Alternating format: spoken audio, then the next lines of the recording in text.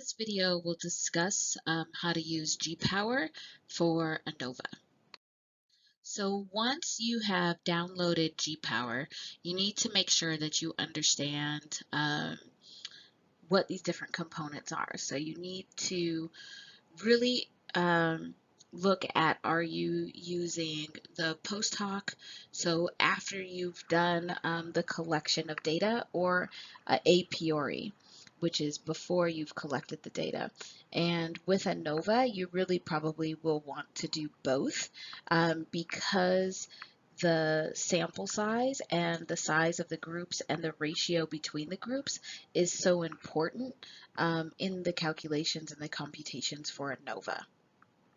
So in GPower, you first want to make sure that you have selected F-test, since an ANOVA is going to use a F distribution. And then you select the statistical text. And the ANOVA has a couple of different options where you can have fixed effects, and you could have special, but you could also have the main effect only or main effect with interactions. And typically what we would use is this fixed effects omnibus one-way ANOVA. So then you want to select your effect size.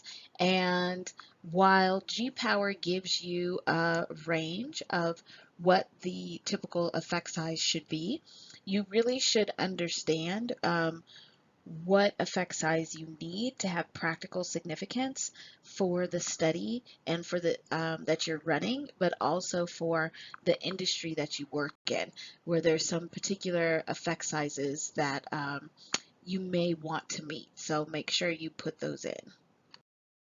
So then once you have your effect size in, you also want to put in the appropriate power.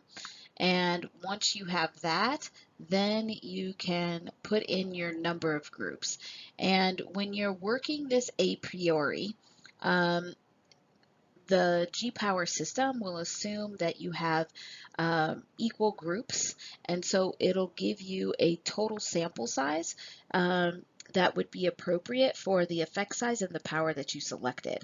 And then you would divide that by your number of groups.